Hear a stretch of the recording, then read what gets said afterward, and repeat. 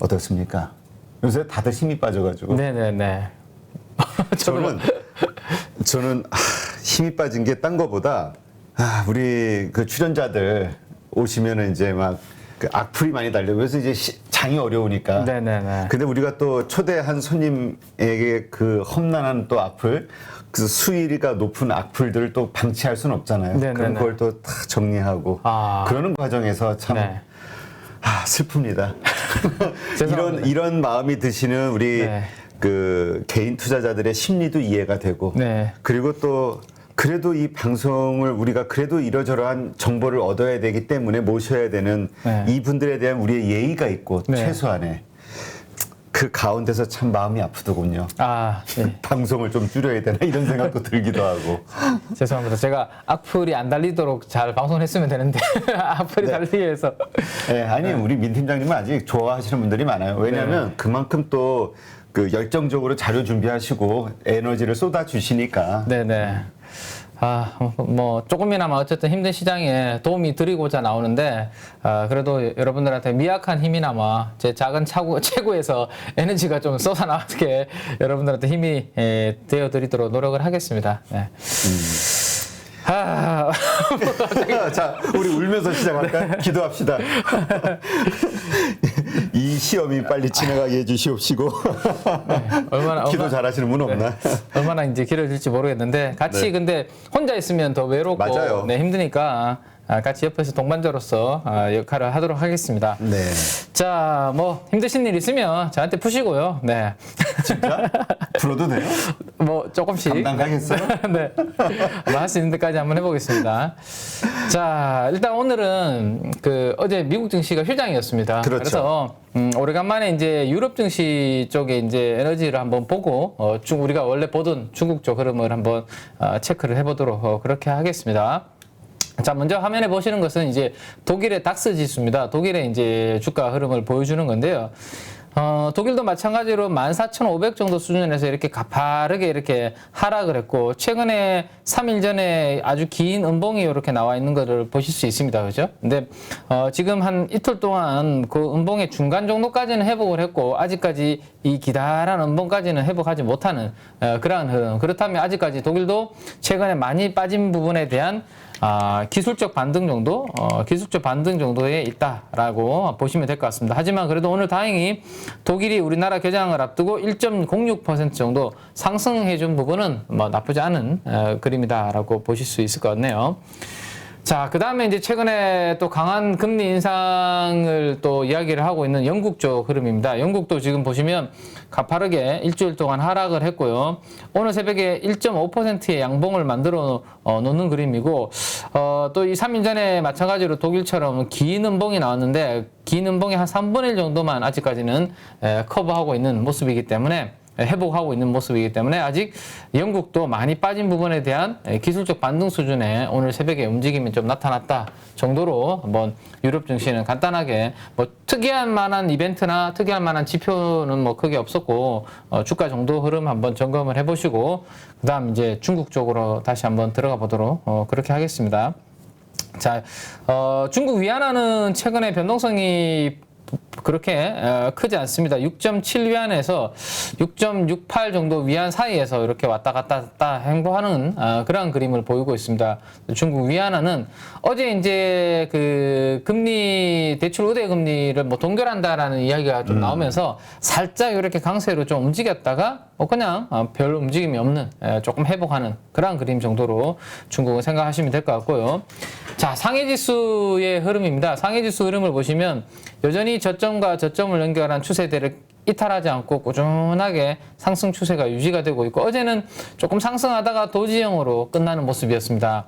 뭐 상해 지수는 어제 보합권 정도에서 끝났지만 뭐 심전 지수라든지 좀 약간 성장주 를 가지고 있는 지수들은 상대적으로 강세 흐름을 어제도 좀 이어가는 그런 흐름을 중국은 보였다라는 거 체크하시고 3주 연속으로 지금 이제 하루 거래일이 이번 주 들어서 하루 이제 거래일이 지났는데요.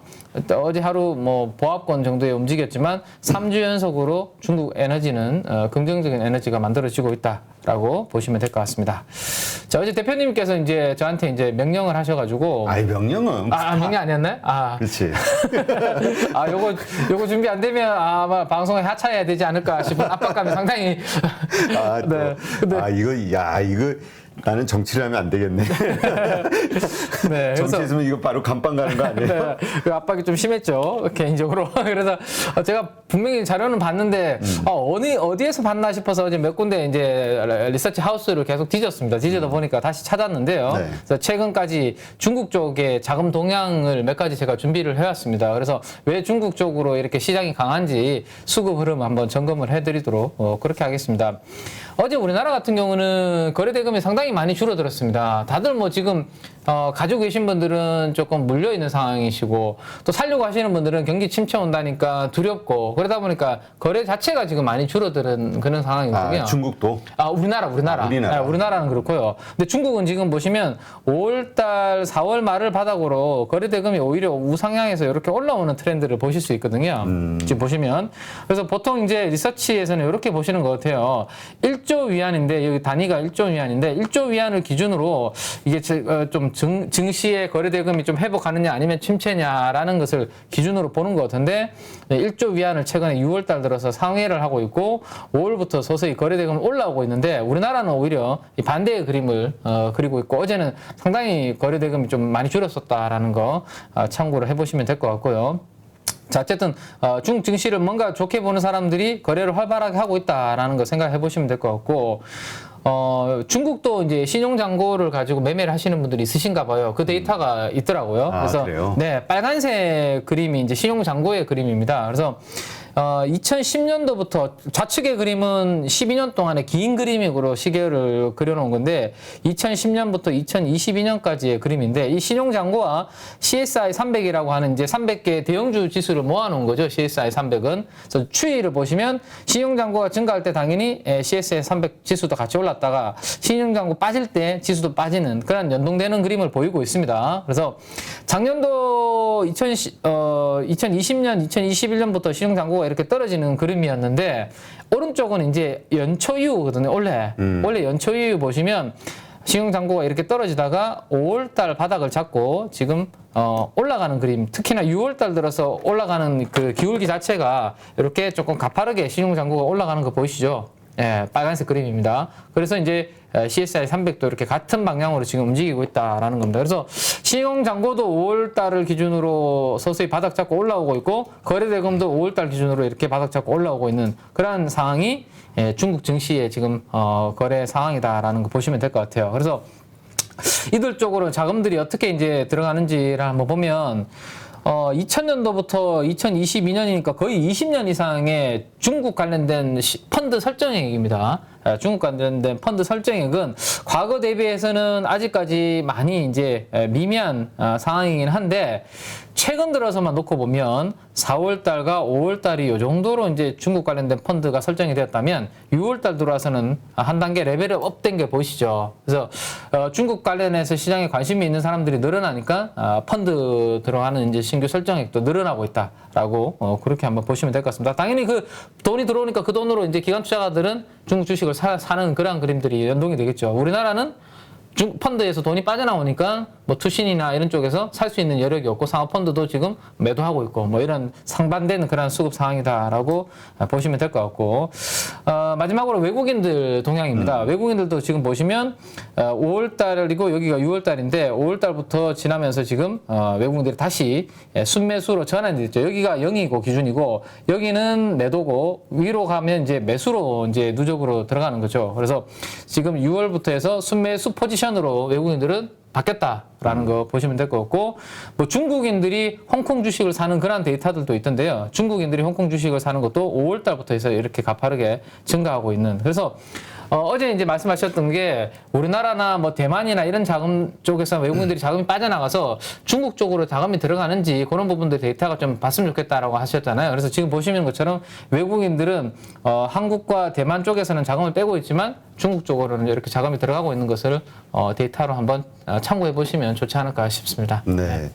그래서 우리가 빨리 선진국 지수로 빠져간다는 얘기가 네. 저는 설득력이 있는 것 같아요. 왜냐하면 이 신흥국에서는 중국이 매력적이지 우리가 이제까지는 탑티어였지만 네, 네. 이제 굳이 뭐 한국의 조그만 나라에 중국의 큰 시장이 있는데 네네. 이렇게 외국인 투자자들의 생각이 바뀌고 그러니까 자꾸 MSCI 우리 물량도 자꾸 뺏긴다고 그러잖아요. 네, 중국 그렇죠. 쪽으로. 한 번씩 이제 기존이. 네, MSCI 뭐 지수 리밸런싱이 국가별로 있을 때마다 우리나라는 조금 줄어들고 중국 쪽이 늘어나는 만큼 우리나라는 줄어드는 그런 부분들이 좀 부정적이었고 대형주들한테는 이제 수급적으로 항상 그 이벤트가 있을 때마다 불리하게 작용을 했었는데 최근에는 또 이제 중국의 이제 통화 정책이라든지 정책 기조가 우리나라보다 훨씬 더 지금은 또 유리한 상황이고 경기 부양안도 적극적으로 하고 있고 이러다 보니까 외국인들 입장에서는 상대적으로 우리가 좀 메리트가 떨어지는 게 아닌가 뭐 그런 부분들도 한번 보시면 될 것 같습니다. 네. 네, 근데 참 올휴민트님, 예, 여기에 동의는 되는데 네. 우리가 열매만 생각하면은 가야 되는데 네. 이 열매를 먹기 위해서는 우리가 해야 되는 게 많이 있단 말이에요. 그렇죠. 공매도도 네. 전면 다 허용해야 되고 네, 풀어야 되는 환율도 것들이 몇 가지 24시간 있죠. 네. 풀어야 되고 네. 이거를 이제 어떻게 이번 정부에서는 그 부분들을 잘 풀어가지고 이동할지는 모르겠는데 어쨌든 뭐 몇 가지 요구한 사항들이 있는데 그게 충족 안 되면 당분간은 계속 이제 서치 리스트 관찰 정도만 하고 있는 상황이라서 그 부분은 한번 지켜봐야 되고 또 한간에는 그런 얘기들도 있더라고요.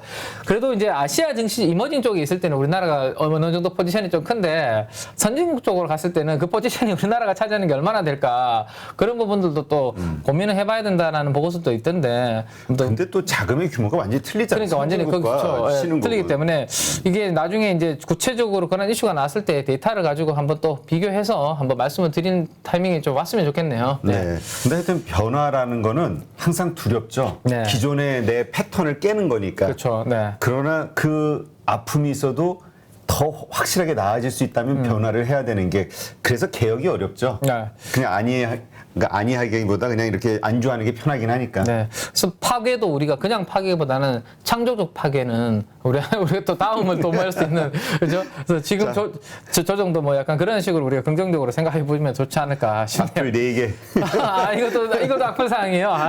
알겠습니다. 선택을 잘해야 되겠군요. 네. 자, 창조적으로 우리 증시로 돌아가 볼까요? 우리 네. 한국 증시로. 자, 일단 네, 우리나라 증시 가기 전에 이제 오늘 새벽에 이제 유럽이나 이제 통화 글로벌 매크로 지표들은 이제 또 움직였으니까 그들의 움직이는 상황을 한번 보면 유로화는 1.05 정도 수준에서 별다른 움직임이 없었습니다. 유로화가 생각보다 오늘 이런 이야기가 나왔음에도 불구하고 여성분이시죠. 라가르드 이제 ECB 총재께서 금리 인상 계획을 고수하겠고 올여름에 최소 2회 이상의 금리를 올릴 것이다라고 오늘 새벽에 벨기에에서 열렸던 이제 공청회에서 상당히 이제 약간의 매파적인 스탠스를 취하셨거든요.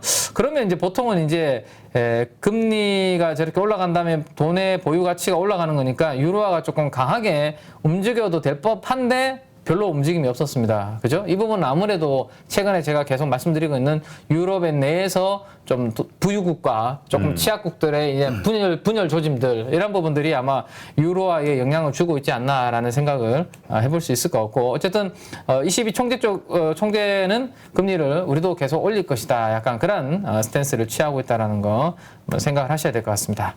자, 그다음에 어제 우리가 이제 제가 비트코인을 보여드릴 때는 여기까지의 그림을 제가 보여드린 거고 어제 우리가 이제 방송하기 직전에 2만 달러 회복한 거는 제가 그림을 안 보여드렸는데 오늘 노란색 그림을 보시면 2만 달러 비트코인이 회복을 했고 2만 달러 전후에서 그래도 조금 버티고 있는 그런 그림 정도. 그래서 암호화폐 쪽에서 급냉했던 투심이 일단은 조금 단기적으로 회복을 좀 했다 정도 한번 보시면 될 것 같고요. 자, 이더리움도 마찬가지입니다. 이더리움도 이제 주말 사이 이렇게 큰 폭을 하락했다가 월요일을 앞두고 이렇게 11,000 정도까지 900까지 내려갔다가 회복하는 모습. 그래서 비트코인과 이더리움과 같은 이 암호화폐 쪽은 그래도 그나마 최근에 빠졌던 부분 정도는 회복을 했다 정도 한번 참고를 하시면 될 것 같습니다. 자, 그 다음에 이제 원자재 쪽에서는 이제 원유 시장이 그래도 제일 우리가 이제 관심 있게 보는 부분인데, 108 정도까지 하락을 해서, 경기 침체 우려감 뭐 이런 부분들이 반영되면서 조금, 원유 강세가 슬로우해지지 않겠나라는 그런 이제 기대감이 지난 주말부터 좀 있었는데, 오늘 새벽에는 다시 111 정도까지 이렇게 올라오는 그런 그림이 만들어지고 있습니다. 물론 지난번에 118까지 갔었기 때문에 뭐 그 정도까지의 강세 흐름은 아니지만 어쨌든 지금은 보니까 더 빠지기도 애매하고요, 원유가. 그죠? 원유가 더 빠지기도 애매하고 뭐 공급이 그렇게 많지 않은 상황이다 보니까 그렇다고 지금 또 단기적으로 크게 올라가면 원유 가격이 많이 올라가고 경기 침체가 오면 사실 이제 수요가 떨어질 거니까 위로도 지금은 120달러 위로도 크게 올라가기 어려운. 그래서 제 생각에는 당분간은 이 박스권 안에서 좀 움직이는 그림이 되지 않을까 한번 생각을 해볼 수 있을 것 같습니다. 그래서 너무 단기간에 가파르게 오르지만 않아도 원유가 어느 정도 박스권만 움직여줘도 우리한테는 좀 심리적으로는 또 그래도 위안이 되지 않을까 생각을 해봅니다. 아니, 우리가 원유에 대해서 계속 신경 쓸 수밖에 없는 게 이게 CPI, 미국 CPI를 직격탄이니까 결정짓는. 그래서 이제 그 부분 한번 우리가 원유가 크게 올라가기도 그렇다고 밑으로 지금 빠지기도 어려운, 그래서 당분간은 아마 좀 박스권 흐름을 한번 생각을 해보고 내일 또 흐름 점검을 해보도록 그렇게 하겠습니다. 자, 우리 조금 전에 이제 대표님이 또 이야기를 해주셨습니다. 그죠? 오늘 새벽에 바이든 대통령이 뭘 믿고 이제 이야기를 하시는지는 아니, 뭐 시작부터가 의심하잖아. 그렇죠. 왜냐하면 조금 무능하다고 생각하는 거 아니야? 당선되시고 난 다음부터 지금 지지율도 많이 떨어지고 있고 어쨌든 분위기가 안 좋기 때문에 뭘 어쨌든 승부수가 있으신지는 모르겠지만 우리나라도 지금 다음 달인가요? 유류세 또 다시 많이 낮춘다고 이야기를 하시더라고요. 그래서 저도 이제 주말에 그 기름을 이제 반 정도 써가지고 반 남았는데 채우기가 조금 애매해가지고 저 없어 보이나요 또? 네네. 너무 없어 보여. 예. 유류세 그래도 인하했을 때 좀 넣는 게 그렇지. 이왕이면 우리가 이상하게 큰 돈은 쉽게 푹푹 쓰면서 그 짜잘한 거는 진짜 아까워. 그렇죠? 옛날에 한참 잘 나갈 때 그 젊었을 때는 손절도 막 몇백만 원씩 했는데 꼰대가 다 됐네. 옛날 라떼 얘기하는 거. 내가 그렇죠. 과거에는 말이야. 라떼. 네, 없어 보이네요. 자, 그래서 바이든 대통령도 유류세를 한시 면제한다, 뭐 이런 것을 검토한다, 뭐 이런 이야기를 했습니다. 그래서 이런 부분들도 한번 앞으로 또 어떻게 또 영향을 줄지 한번 점검을 해야 될 것 같고, 자, 이제 천연가스 가격인데요. 천연가스 가격이 큰 폭으로 지금 미국 내 천연가스 가격이 여기에서 한번 레벨 다운이 됐죠. 지난 15일 정도에. 그 다음에 지난 주말 사이에도 7달러를 깨고 내려오면서 레벨 다운이 되는 이런 모습을 보여주고 있습니다. 이게 미국 내에 이제 천연가스 가격이고, 유럽이라든지 우리나라 아시아 쪽의 천연가스 가격은 그렇게 지금 뭐 하락하는 그런 추세 아니고 강한 흐름을 유지하고 있거든요. 이렇게 상대적으로 이제 가격이 좀 다르게 움직이는 이유가 천연가스는 이제 지역별로 가격 차이가 많이 나타나게 되고, 특히나 이제 미국 내에서의 최근에 이 가스 가격 하락은 지난번에 말씀드렸던 프리포트 관련된 그 LNG 터미널이 화재가 났고 그 화재를 복구하는데 상당 기간이 걸릴 것으로 지금 원래는 좀 빨리 복구될 것으로 생각했는데 거의 뭐 하반기 연말 되는 가야 복구되지 않겠냐. 그러면 이제 거기가 LNG 터미널이라는 거죠. 자, 우리가 이제 앞으로 LNG 터미널이 제가 중요해진다라고 계속 말씀을 드리고 있는데 이게 이제 결국에는 수출을 하려면 여기가 복구가 돼야지 유럽 쪽이든지 아시아 쪽으로도 나갈 수 있잖아요. 이게 안 되니까 당연히 유럽 쪽에서는 러시아한테 큰 소리를 뻥뻥 쳤죠.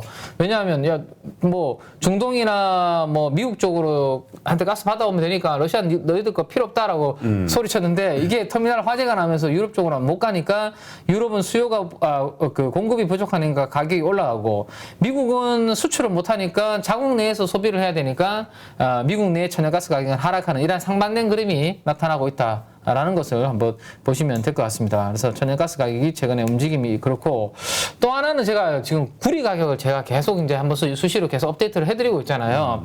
구리 가격이 지금 먼스는 이거 달이거든요. 월, 달. 그래서 최근에 이제 구리 가격이 큰 폭으로 15개월이면 우리 1년 한 3개월 정도 되잖아요. 그죠? 1년 3개월 내 가장 낮은 수준으로 지금 구리 가격이 떨어지고 있다. 뭐 그런 내용의 헤드라인 기사라고 보시면 될 것 같습니다. 자, 요렇게 이게 엄청나게 지금 겁나는 그림이죠. 어떻게 보면 이게 순식간에 수직 낙하하는 그림입니다.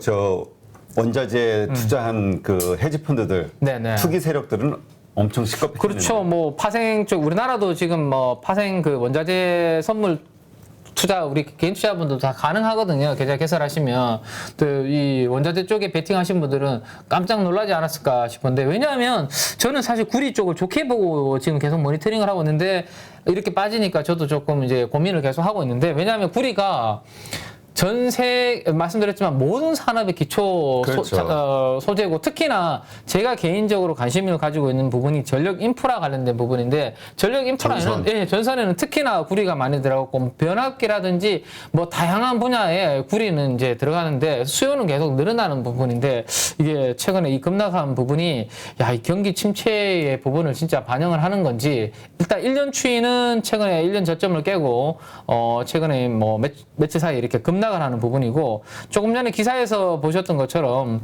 1년 3개월 내 최저치로 즉 여기가 2020년 3월이고요. 2020년 3월 이후로 꾸준하게 상승을 했었는데 최근에 1년 3개월 내 최저치로 이렇게 떨어지는 그러한 그림이 나타나고 있습니다. 그래서 만약에 구리가 닥터 쿠퍼로서 전 산업의 경기를 반영을 하는 게 맞는 소재 지표라면 경기 침체 우려를 반영을 하고 있다라는 것을 볼 수가 있을 것 같은데 최근에 이제 페루라든지 이랑 구리 쪽에 뭐 광산에서 폐업이라든지 화재 뭐 이슈가 있음에도 불구하고 빠지고 있는데 3달러 정도 수준에서 바닥을 좀 잡을지 이 부분도 한번 체크를 해봐야 될 것 같습니다. 또 하나는 구리가 반도체 공정에서 구리 배선이라든지 이런 부분들이 또 기판이라든지 이런 부분에 많이 들어가거든요. 근데 어제 우리나라 반도체 좀 이슈 또 하나 또 나온 거 아시죠? 뭐 오더컷이라든지 서버 쪽 수요도 이제는 또 약간 서버 어제 대를하고 네, 뭐 HP 뭐 이런 이슈가 장중에 주문이 계속 확 줄었다. 예, 장중에 계속 그런 이야기가 나오면서 삼성전자, 하이닉스 뭐 어제 2-3% 가깝게 다 또 신저가를 기록을 했는데 반도체 쪽에서도 뭐 이런 부분들 구리를 또 많이 사용하는 부분들이 있거든요. 그래서 이런 부분들까지 감안해서 계속 이 부분은 우리가 한번 체크를 좀 해야 되지 않을까. 왜냐하면 이게 돌아서야 제가 봤을 때 시장도 조금 좋아지는 그런 부분이 연동이 될 수도 있거든요. 2020년에 급락 이후에 돌아섰던 것처럼. 그래서 구리 가격도 우리 가족 여러분들이 한 번씩 체크해 볼 필요가 있을 것 같습니다. 근데 너무 오르기는 했어요. 네네. 뭐 올랐는데 뭐 한번 보고 그다음에 이제 오늘 새벽에 채권 시장은 다 휴장이었거든요. 네, 그래서 이 부분은 제가 어제 자료 그대로 놔둔 거니까 넘어가고요. 네. 자, 달러 인덱스 쪽의 흐름을 한번 보면 달러 인덱스는 오늘 새벽에 정중동이었습니다. 그냥 104달러, 104.5 정도 수준에서 달러 인덱스 지수는 별 움직임이 없이 왔다 갔다 하는 그림. 그래서 달러는 여전히 강세 기조에서 별다른 움직임이 없다. 이게 푹푹 떨어져줘야 그나마 외국인들이 조금 덜 팔 텐데 달러가 강하고 우리나라 원화가 약해지는 부분이 외국인들의 매도 트리거를 자꾸 더 자극을 하는 게 아닌가라는 생각이 드는데 오늘 새벽에도 달러는 별다른 움직임이 없었다라는 부분이 조금 아쉬운 그런 그림입니다. 자, 그래서 이제 달러가 강하니까 우리나라 원화는 계속 하방으로 약세의 영향을 받게 되죠. 그래서 우리나라 원화가 차트가 이렇게 올라가면 올라갈수록 약해지는 거죠. 그리고 가치가 떨어지는 거고요. 그래서 어제는 장중에 1295원을 넘어서기도 했습니다. 근데 이 볼린저 상단부에서는 어쨌든 뭔가 그래도 뭔가 저항이 작용을 하는 것 같아요. 어제도 윗골이 좀 달면서 1292원 정도에서 마감을 하면서 볼린저 밴드 상단부를 강하게 뚫기보다는 그 위에서 최근에 계속 움직이는 그런 모습이 나타나고 있습니다. 어쨌든 이게 떨어진다는 믿음이 없고 위에서 계속 움직인다는 믿음이 강해지면 외국인들의 수급은 좀 잠잠해지기는 좀 어렵겠죠. 그죠? 그래서 어제 코스피에서 외국인들이 한 6천억, 7천억 매도가 나왔고 코스닥에서도 거의 뭐 1,500억 정도 매도가 나오는 그런 모습이 우리나라 시장을 압박하는 흐름이었습니다. 자, 오늘 하이힐드 스프레드도 마찬가지로 오늘은 쉬어가는 그림이었습니다. 휴장이다 보니까. 그렇죠. 네, 그래서 5.15 정도, 어제 5.15였는데 숫자가 뭐 달라지지 않았기 때문에 제가 그대로 놔뒀고요. 그 다음에 주간 단위로 당연히 휴장이었기 때문에 정고점 돌파한 그림에서 멈춰져 있는 그러한 상황. 그래서 우리나라도 아직까지 이거 꺾이기 전까지는 우리는 보수적인 스탠스를 유지한다라는 전략 그대로 큰 그림상으로 유지하겠고요. 투심은 변화가 있더라고요. 그냥 뭐 소폭 변화입니다. 14에서 15 정도로 이 부분은 뭐 변화가 있었는데 큰 변화라고 보기는 어려울 것 같고. 자, 뭐 어제 기준으로 연간 수익률을 업데이트를 했습니다. 이제 더 빠졌습니다. 최근에 제가 이제 크게 흔들릴 때마다 업데이트를 해드리는데 코스닥은 이제 연초 이후에 26% 정도 하락을 했습니다. 그러면 여기에다 곱하기 2를 하면 조금 약한 기업들은 50% 내 계좌에 빠진 종목들도 제가 봤을 때는 있을 수도 있는 가능성이 충분히 있는 지금 지수 하락률이고 적어도 30%에서 50% 빠진 종목들이 내 포트폴리오에 있을 수 있는 그런 환경인 것 같아요. 그죠? 코스피도 지금 20% 빠졌기 때문에 요 지수만큼 빠졌다 해도 20% 빠진 거잖아요. 그렇죠. 그러다 보니까 아마 종목별로는 더 빠졌을 것이고 한 30% 이상 빠진 종목들이 많기 때문에 우리 가족 여러분들이 힘드신 부분들을 속상하다 보니까 조금 이렇게 또 댓글에 표현을 하실 수밖에 없는, 충분히 또 이해할 수밖에 없는 그런 그렇죠. 그 마음이 돈을 잃어본 네네. 그 사람의 그 아픈 마음 얼마나 속상하겠어요. 네네네. 이게 이해는 해요. 네. 이게 우리가 뭐 그냥 아주 쉽게 가볍게 이렇게 얻어지는 게 아니잖아요, 돈이. 그렇지. 피땀 흘려서 얻은 얻는 건데, 이렇게 시장이 안 좋아서 흐름인데, 어쨌든 그래서 이제 코로나가 아니라 2008년도 금융위기 이후로 지금 가장 큰 폭으로 연간 수익률이 지금 하락하고 있다라는 말씀을 계속 드리고 있는데, 그때가 50% 정도 빠졌어요. 금융위기 때 코스닥이. 그럼 여기서 이제 26%, 27%를 넘어서게 되면 금융위기 이후로 한 절반 정도, 금융위기가 50% 빠졌으니까 그 절반 정도에 해당하는 하락률로 지금 진행이 되고 있다 정도 보시면 될 것 같습니다.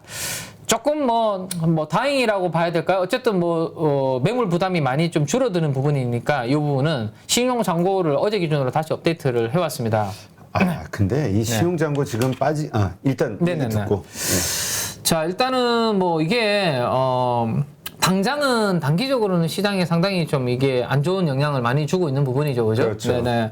그리고 오늘도 제가 봤을 때 어제 우리가 종가까지 거의 4% 가깝게 밀고 끝났기 때문에 아마 오늘 아침에 예상 호가를 이제 조금 있다가 반대매매. 이상엽 이사님 와주셔서 봐주시겠지만 아마 반대매매 관련된 물량들로 인해서 예상 지수가 오늘 아침에 약하게 출발하지 않을까 일단 예상이 되는데 어쨌든 어제까지 나와 있는 데이터 기준으로 보면 코스닥 신용 잔고 금액은 9조 3천억까지 지금 하락을 해서 세로 막대 그래프를 보시면 최근 들어서 가파르게 지금 하락하고 있는 거 보이실 겁니다. 그죠? 가파르게 이렇게 하락을 하고 있고, 시가총액을 감안한 신용 잔고 금액은 잔고율로 표현을 하는데요. 2.19%까지 이렇게 노란색 그림입니다. 마찬가지로 가파르게 하락한 그림을 보실 수 있습니다. 그래서 이게 이제 한번 이렇게 가파르게 떨어지고 난 다음에 이제 수급에 이제 매물의 공백이 나타나니까 조금만 이제 매수세가 들어와도 위로 탕탕 튀는 그런 그림이 만들어질 수 있는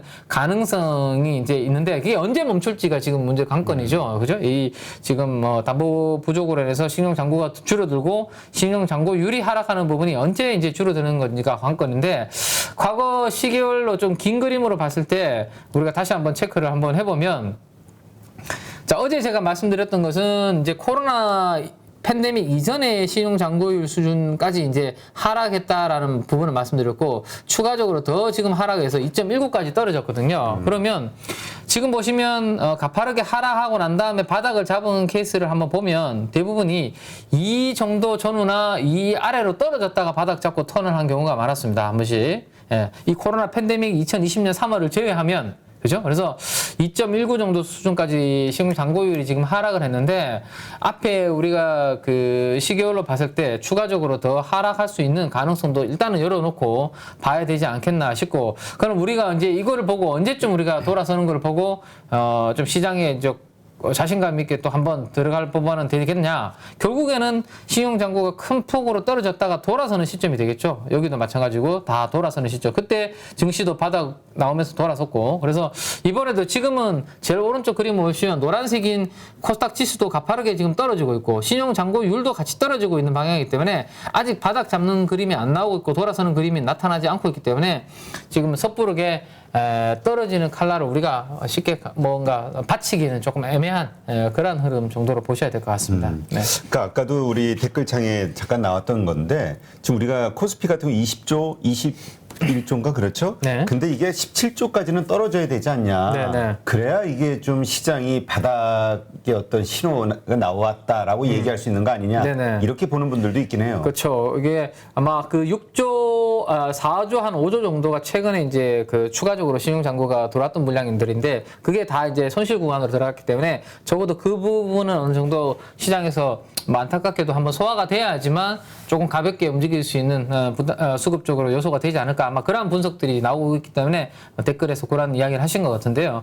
어쨌든 과거 기준으로 우리가 한번 참고를 해보면 신용융자 잔고율이 2% 미만으로 한번 갔다가 한번 또 손바뀜이 나타날 가능성도 있으니까 이 부분은 제가 계속 체크를 하면서 업데이트를 드리고 또 돌아서는 시점도 우리가 같이 한번 체크를 한번 해보도록 그렇게 하겠습니다. 왜냐하면 증시가 바닥을 잡고 돌아서면 또 신용으로 들어와서 신용잔고가 같이 올라가는 부분들이 지금 보시는 것처럼 나오거든요. 그래서 이 부분을 한번 같이 한번 보도록 하겠습니다. 최근에 이제 이제 우리가 네이버에서도 트렌드 검색 키워드를 가지고 트렌드 검색을 할 수 있고 구글 트렌드에서도 이제 키워드를 가지고 트렌드 검색을 할 수 있는데 반대 매매 관련해서 뭐 검색을 하시는 분들이 빈도수가 꽤 있으신가 봐요. 그래서 반대 매매? 네, 반대 매매 관련해서 최근에 6월 들어와서 갑자기 이렇게 반대 매매를 가지고 키워드를 검색하시는 빈도수가 상당히 늘어나고 있다라는 부분들. 그러니까 신용 담보 부족, 그다음 반대 매매 이런 부분들이 이슈가 되다 보니까 아마 이런 부분들에 대해서 검색하는 빈도가 좀 늘어나고 있는 게 아닌가 싶고, 요게 조금 줄어드는 시점이 아마 조금 전에 보셨던 그런 부분들의 한번 변곡점이 되지 않을까 생각을 해볼 수 있을 것 같아요. 그래서 그 다음에 또 하나는 신용대출과 관련된 이런 검색 추이, 반대 매매, 그다음에 물타기 이런 부분들이 검색 추이가 늘어나고 있어서 제가 이제 요거는 구글 트렌드에서 이제 검색을 한번 최근 대한민국에서 90일 동안에 어떤 이 키워드로 검색이 많이 됐는지를 한번 세 가지를 가지고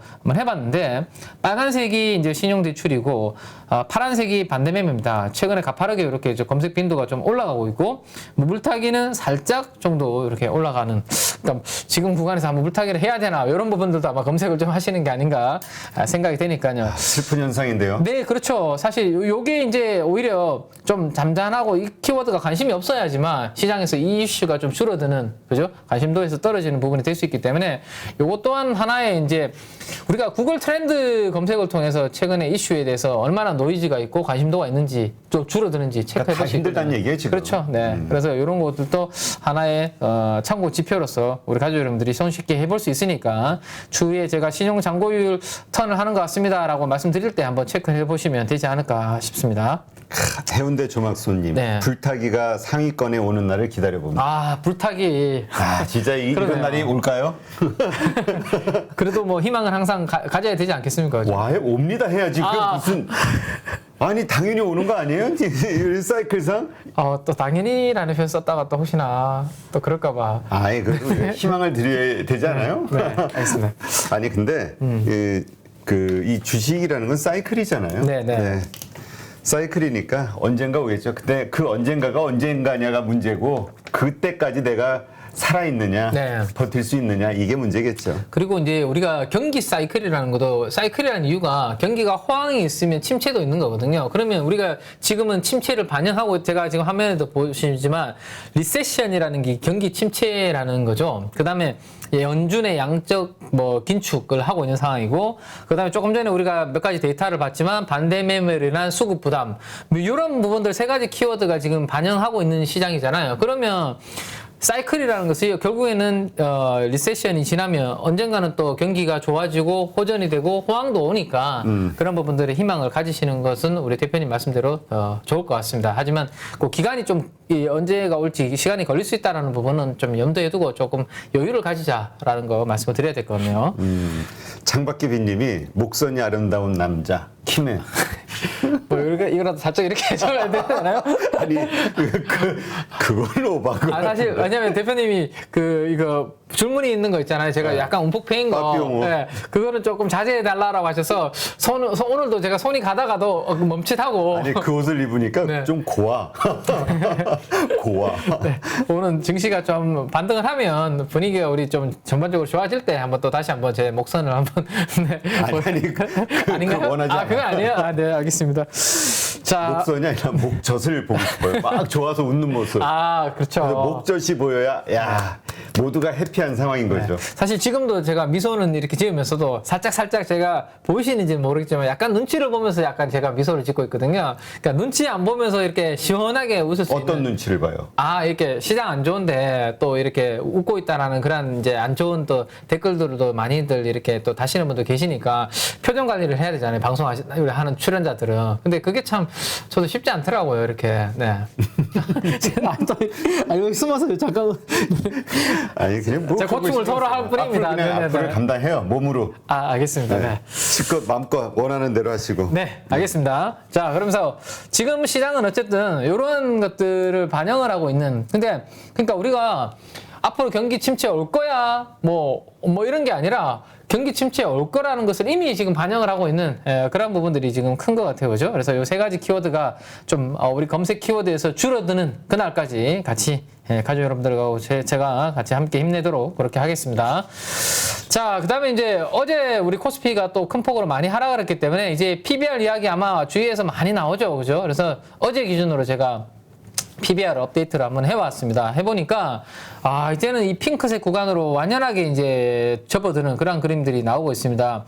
앞으로 12개월 후에 우리 자산가치, 북밸류 기준으로 우리 어제 코스피 시가총액을 해보니까, 자산가치 기준으로 시가총액은 0.86배 정도 수준에서 거래가 되고 있다라는 거예요. 이제 0.86배까지 이제 내려가 있는 그런 그림입니다. 당연히 뭐 주가가 내려가고, 자본 총계는 그대로 있는데 주가만 내려가다 보니까 이게 0.86까지 떨어지는 그런 그림인데, 이 12개월 선행 기준으로 한 것은 약간 공격적으로 한 거고요. 일부 뭐 DB 투자증권이라든지 몇몇 증권사 전략을 쓰시는 애널리스트 분들은 보수적으로 평가를 하시는 분들도 있더라고요. 이미 그러니까 작년도 결산 기준으로 자산 가치, 그다음에 올해 1분기 실적 기준으로 확정된 기준으로 자산 가치를 가지고 하면 0.9배 정도까지 된다. 뭐 이런 표현을 쓰시더라고요. 그래서 저는 이제 12개월 선행 기준으로 했는데 어쨌든 지금은 역사적으로 최근 12년 동안의 밸류에이션 뭐 PBR 기준으로는 8배 정도 수준이 거의 바닥권이었는데 거기까지 지금 뭐 갈 수도 있는 그런 그림을 그려내고 있습니다. 그래서 어디에서 0.8배에서 바닥을 잡을지 자산가치 기준으로 아니면 코로나 팬데믹 때 0.6배까지 언더슈팅을 하기도 했습니다. 그래서 언더슈팅이 나올지 지금으로서는 누가 알 수 있겠습니까? 아무도 몰라요. 하지만 어쨌든 요 바닥을 잡기 전까지는 우리가 쉽게 선뜻 뭔가 이게 손이 나가기는 어려운 그런 상황이죠. 그래서 하이드 스프레드가 꺾이거나 뭐 신용 잔고 2% 밑으로 가서 바닥을 찍거나 이런 부분들이 나오기 전까지는 PBR 0.86배까지 빠졌다고 해서 무턱대고 막 무타기를 공격적으로 하시기보다는 조금 기다리시는 전략을 공고를 드리겠습니다. 네. 자, 아무튼 뭐 가지고 계신 분들 입장에서는 어쨌든 지금 주가 밸류에이션이 시가총액 대비해서 자본 가지고 있는 것보다 시가총액이 많이 낮은 상황이니까 그 부분을 감안해서 조금 버티는 구간이다라는 거 말씀을 드리고요. 자, 기술적으로 그러면 이게 어디까지 빠졌고 앞으로 빠진다면 어디까지 빠질지에 대해서 한번 본다면 이게 이제 우리 황금 수열이라는 거 혹시 아십니까? 황금 비율이라는 거? 네. 네, 황금 비율이라고 해서 우리 레오나르도 다빈치 그림을 제가 그려보면 이렇게 되거든요. 그러니까 제가 정확하게 그리기가 시간상 좀 어려워서. 시간이 주어지면 가능해요? 사실 제가 미술은 잘 못하거든요. 처음부터 그렇게 하셔야죠. 네네. 그래서 레오나르도 다빈치 뭐 보면 얼굴과 뭐 몸 그다음에 이거 황금 비율을 하면 이게 참 이게 희한하게 이게 황금 비율로 구성되어 있는 거 많이 이야기들 나오고 1.618 뭐 숫자 이렇게 하고 이렇게 조합했을 때 그 숫자가 나오는 이런 것들 여러 가지 많이 보셨을 거고 피라미드도 뭐 그런 구조가 돼 있다라고 하죠. 그죠? 그래서 이런 것들이 증시에도 이거를 보조 지표로 가지고 활용하시는 분들이 있으세요. 이건 제가 만든 건 아니고 그래서 하락했던 바닥을 기준으로 이게 이제 2020년 3월입니다. 바닥을 기준으로 고점, 꼭지를 쭉 연결을 하면 이게 2021년 6월 달입니다. 그래서 저점과 고점을 쭉 연결했을 때, 상승함 기준을 1로 잡았을 때 최근에 조정을 어느 정도까지 하락했는지를 보는 거거든요. 그래서 지금은 38.2% 정도의 되돌림 구간입니다. 여기 보시면 38.2라고 되어 있죠. 그래서 저점과 고점을 쭉 연결했을 때 상승폭 대비의 하락이 지금 어느 정도까지 조정이 되었는지를 보면 코로나 팬데믹 이후의 상승폭을 38.2%의 반납이 나왔다 정도로 보시면 됩니다. 그래서 보통은 이게 이제 어느 정도 시장에 에너지가 있는 종목이거나 업종으로 봤을 때 에너지가 있는 상황이라면 보통은 38.2% 정도의 되돌림에서는 바닥을 잡는 경우가 많습니다. 종목도 그렇고 지수도 그렇고. 근데 최근처럼 이렇게 뭐 반대매매라든지 뭐 또 우리 경기 침체 그다음에 양적 긴축 이런 부분들로 인해서 언더슈팅이 만약에 나온다라면 코로나 팬데믹처럼 언더슈팅이 나온다면 보통 이제 바닥을 잡는 케이스가 상승폭의 절반 정도까지 갔을 때 되돌림이 이제 나오는 경우가 있거든요. 절반 정도. 그러면 거기가 어느 정도 수준이냐면 이거는 참고 상황입니다. 무조건 여기까지 빠진다는 건 아니에요. 그래서 상승폭 대비해서 50% 정도의 되돌림은 2200포인트 정도 초반 정도에 있다. 기술적입니다. 이 기술적으로 봤을 때. 그래서 그 정도 구간이 된다라는 거 이건 참고 상황이니까 보시면 될 것 같습니다. 여기서 더 최악의 케이스를 한 가지 더 말씀을 드리면 보통 이제 60 최악이라면서 웃어. 이게 기가 차서 그런 거죠. 네. 그래서 이 1.618 그래서 61.8% 정도의 되돌림이 이제 보통 거기에서 진짜 가격 조정은 대부분 마무리되는 경우가 많은데 2000포인트 아래입니다. 1900과 2000포인트 정도 아래 가면 상승폭이 61.8%의 되돌림이 나오니까 여기에서는 뭐 한번 우리가 뭐 논밭 팔아가지고 한번 베팅을 해봐야 되는 그런 구간이 될지도 모르겠는데 아무튼 요런 정도의 구간이 있다라는 거 정도 한번 여러분들께서 그냥 참고만 하시면 되겠습니다. 그래서 코로나 팬데믹 이후에 상승의 절반 정도의 되돌림이 나온다면 2200포인트 초반이 되고 61.8% 되돌림은 2000과 1900 정도 사이에 된다라는 거. 자, 코스닥은 어떠냐? 코스닥도 마찬가지입니다. 저점과 고점을 연결했던 상승에 지금 38.2% 정도까지만 딱 조정이 나왔고요. 여기에서 정말로 바닥을 잡아줬으면 좋겠는데 만약에 안 된다면 50%와 61.8% 정도까지 이 부분을 좀 열어놓을 수도 있다라는 거 정도. 그래서 이 구간을 한번 여러분들께서 체크를 해두시고 물론 거기까지 안 갔으면 좋겠지만 저 정도 숫자는 머릿속에 넣어두자. 그래서 여유를 좀 가지고 보자라는 거 말씀을 좀 드리겠습니다. 네. 자, 이 얘기를 듣고 나니까 우리가 종목에 대해서 보고 싶은 마음이 사라지네. 그쵸. 근데 그게 꼭 거기까지 간다라는 게 아니라 항상 애널리스트 분들이나 우리 리서치의 전략의 보고서들이 이제 나올 겁니다. 아마 저런 보고서들이 지금 나왔는지 앞으로 이제 나올 것 같은데 제가 봤을 때 왜냐하면 기술적으로 이제 하다 안 되면 밸류에이션으로 펀더멘탈로 안 되면 결국에는 기술적으로 이제 리서치의 전략 보고서도 나오거든요.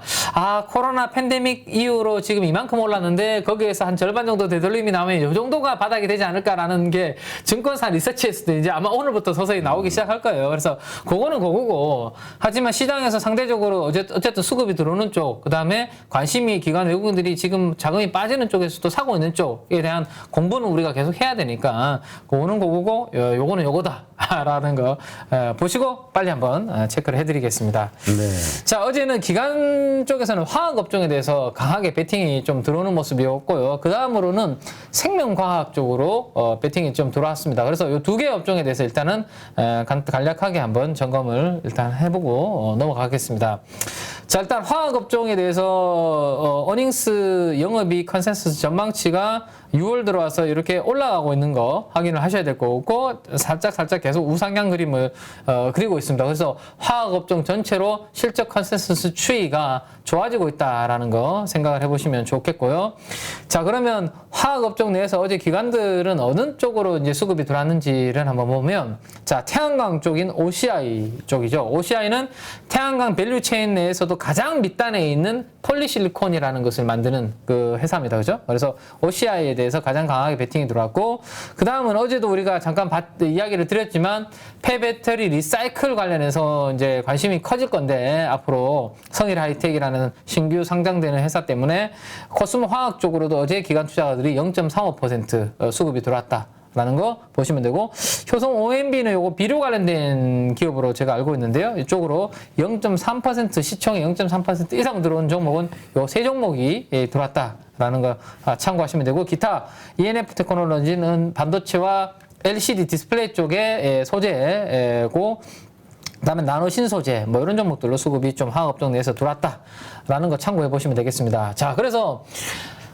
반등이 언제 올지는 모르겠지만 오늘은 어제 우리가 많이 빠졌고 아침에 시가가 반대매매 매물로 인해 시가가 낮게 출발하면 일단 신용 담보 부족으로 인해 매물이 한번 일단 조금 소화가 되면 수급 공백이 나타나면서 또 시가 대비해서 약간 땡기는 그러한 그림이 나타날 수 있거든요.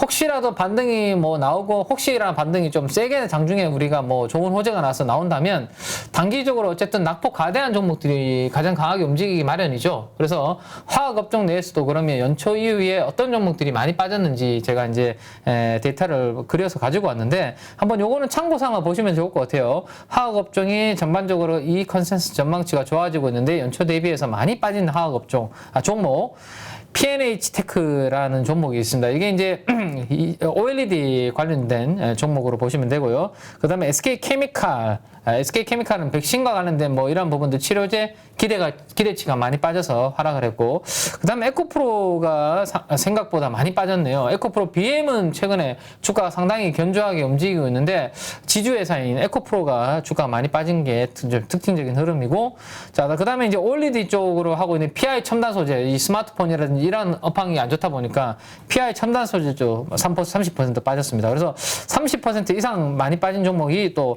효성그룹, 효성 첨단 소재, 효성화학, 여기는 이제 타이어 코드, 그 다음에 수소 관련된 이런 부분들도 하고 있는 기업들이죠. 그래서 화학업종 내에서 30% 이상 연초 이후에 많이 빠진 종목들은 이런 종목들이 있다 정도 한번 여러분들께서 한번 체크해 보시고, 또 낙폭 가대한 종목들이 움직일 때 한번 움직임 한번 보시면 되지 않을까 싶습니다. 네, 많이 빠졌네요. 네네.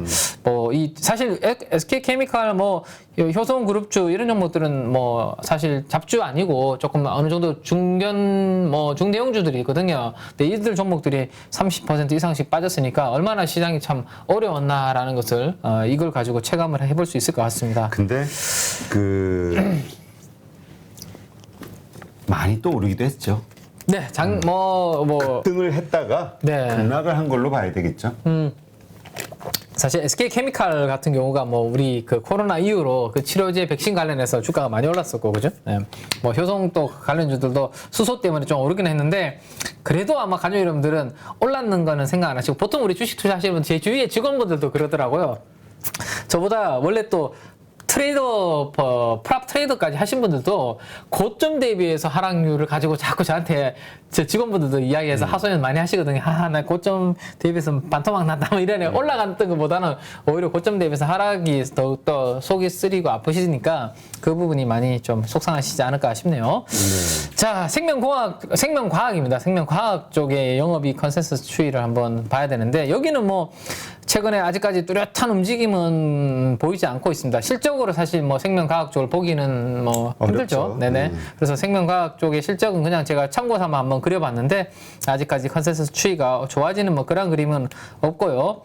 자, 그러면 어제 시장이 안 좋은 상황에서 생명과학 쪽에서 기관들이 선택한 바이오 쪽은 어떤 쪽인가 한번 보니까, 일단 ABL 바이오가 그래도 중간중간에 최근에 몇 개월 사이에 호재가 한 번씩 좀 나오는 그런 바이오주였습니다. ABL 바이오 쪽으로 수급이 가장 강하게 들어왔고, 알테오젠이죠. 알테오젠도 이제 플랫폼 바이오 기술을 가지고 있는 종목으로 이제 시장에서는 평가를 해주고 있는데 0.23% 정도 수급이 이렇게 들어오는 모습이 들어왔습니다. 그리고 제가 말씀드리고 있는 레고캠 바이오가 시총의 0.15% 이렇게 좀 들어오는 모습인데, 저는 개인적으로 레코캠 바이오라는 기업을 똘똘한 기업으로 생각을 하고 있고, 만약에 바이오 장세가 온다면 이제 금리가 어느 정도 올라갔다가 더 이상 금리가 올라가기 어렵다라는 생각을 든다면 가장 먼저 저는 튀어오를 수 있는, 우리가 또 주목해야 되는 대표적인 업종 중에 하나가 저는 바이오가 되지 않을까라는 생각을 하고 있는데,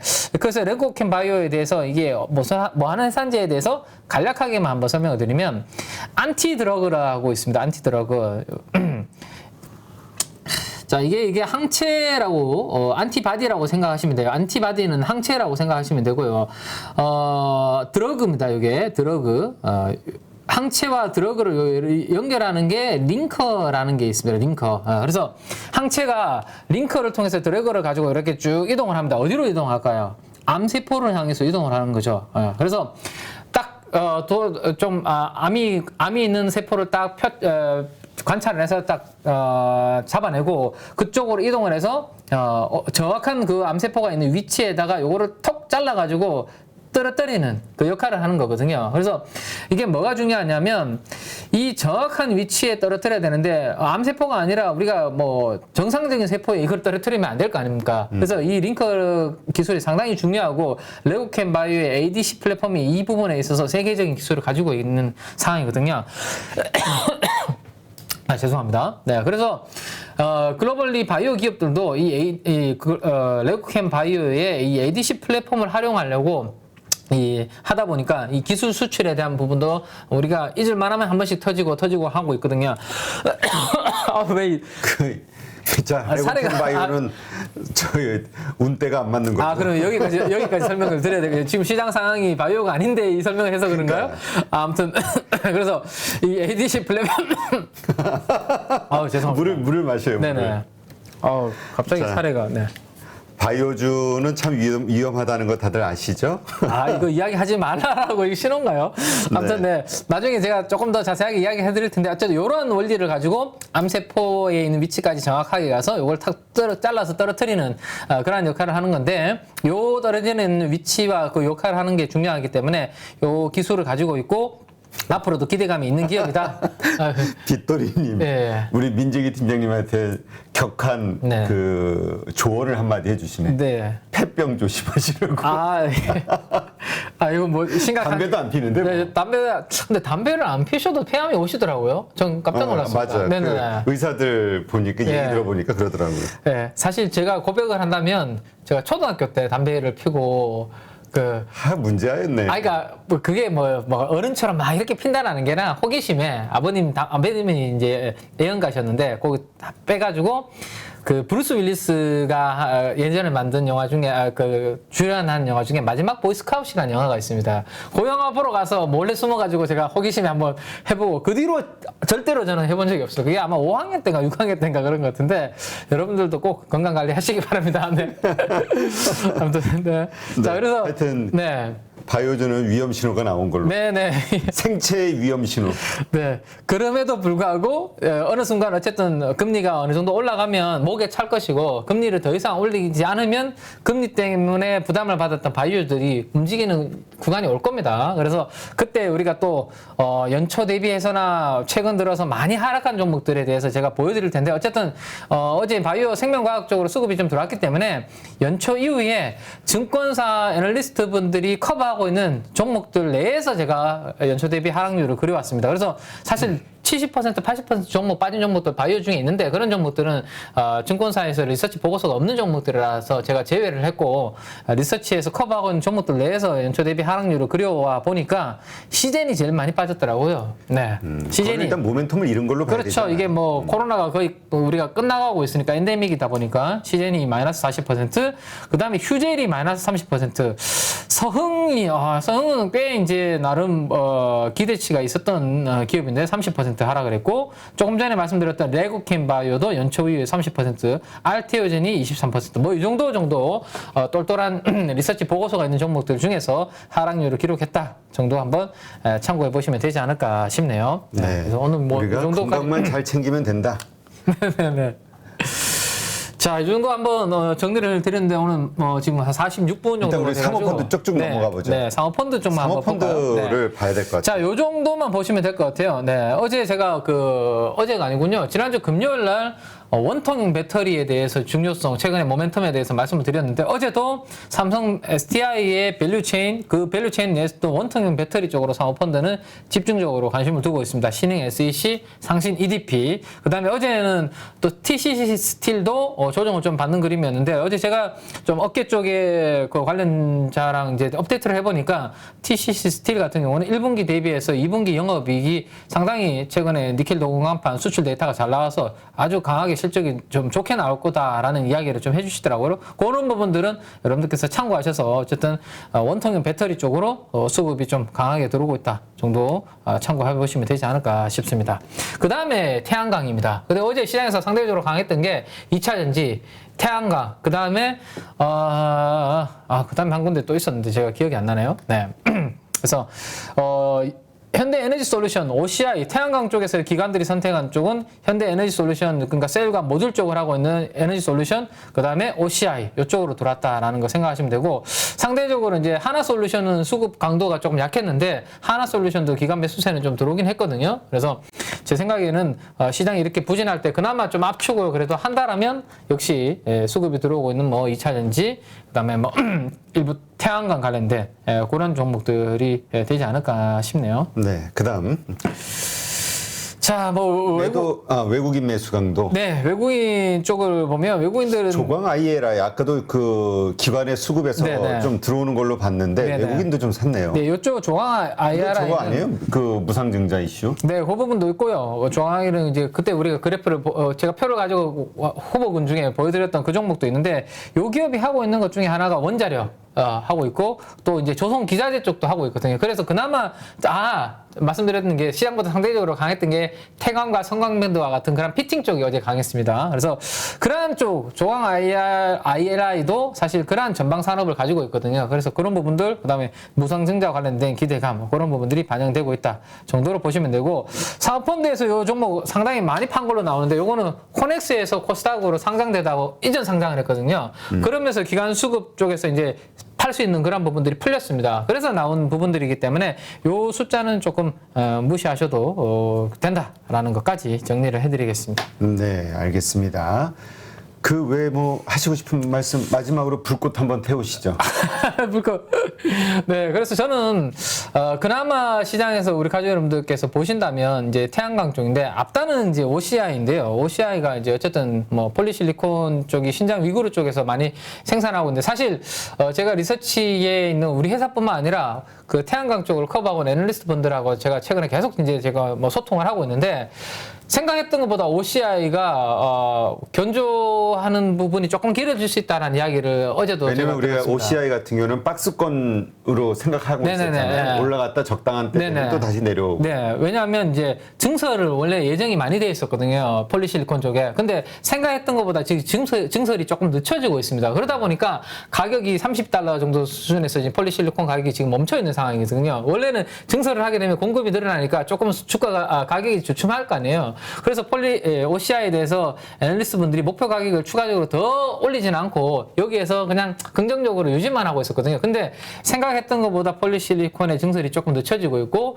중국 쪽에서 그런 부분들 이슈가 있으면서 가격이 강세가 조금 이어질 수 있다. 요게 이제 하나가 있는데, 그러면 이제 상대적으로 하나솔루션 같은 기업들은 폴리실리콘 가격이 조금 떨어져줘야, 앞단의 가격이 좀 떨어져줘야 좀 원가 부담이 좀 줄어들 수 있는 그런 부분들이 있거든요. 그래서 하나솔루션은 생각보다 조금 빨리 좋아질 것으로 생각했는데 턴어라운드가 약간은 늦어질 수 있는데, 그래도 지금 모듈 가격 어제 제가 체크를 해보니까 지금이 거의 적자에서 BEP를 왔다 갔다 하는 수준이래요. 그래서 여기에서 더 낮출 가격은 없기 때문에 이 태양광 모듈 쪽을 하고 있는 하나솔루션도 턴어라운드 하반기 기대감은 충분히 가져볼 수 있다. 다만 시기는 조금 늦춰질 수 있는 부분이 있다라는 거 생각하셔서, 단기적으로 그래서 모멘텀이 좀 더 있는 쪽은 현대에너지솔루션. 왜냐하면 여기는 본인들이 직접 생산하는 부분보다 아웃소싱을 주는 부분이 있기 때문에 직접비가 없어서 비용이 조금 하나솔루션보다 적게 들어가는 부분이 있고, 또 하나는 R&D 투자를 별로 안 한다고 하네요. 어제 체크를 해보니까 하나솔루션은 장기적으로 기대할 수 있는 부분이 이 페로브스카이트라는 이 소재입니다. 이게 이제 전력 효율을 훨씬 더 높일 수 있는 부분이거든요. 태양광이 상대적으로 메리트가 적었던 부분이 전력 효율이 좀 낮기 때문에 지금 강점이 조금 적었었는데, 만약에 페로브스카이트라는 이 부분이 적용이 되면 전력 효율이 상당히 높아지는 부분이 있기 때문에 하나솔루션은 그 부분을 지금 상당히 연구를 많이 해놓고 양산을 지금 준비를 하고 있습니다. 근데 현대에너지솔루션은 이런 부분들을 안 하기 때문에 단기적으로는 단기적으로는 R&D 비용이 안 들어가서 숫자가 실적이 잘 나오는데 길게 봤을 때는 사실 하나솔루션이 이 부분을 적용을 하기 시작하면 게임 체인저가 될 수 있는 부분이 있죠. 그러니까 OCI보다 하나솔루션이 좋아 보인다. 길게 봤을 때, 길게 봤을 때는 그렇고 단기적으로는 지금 수급이 들어오고 있는 현대에너지솔루션이나 OCI 쪽이 기관 투자가들은 아마 모멘텀 플레이를 단기적으로는 이쪽을 하지 않을까 정도. 너무 급하게 말씀을 드렸는데 다시 나중에 제가 여유 있을 때 자세하게 설명을 드리겠습니다. 아니 잠깐 뭐 하시고 싶은 말씀 하라고 그랬더니 그러니까. 영혼을 불태우시네. 네, 알겠습니다. 하여튼 우리 키매님의 주식에 대한 열정 인정합니다.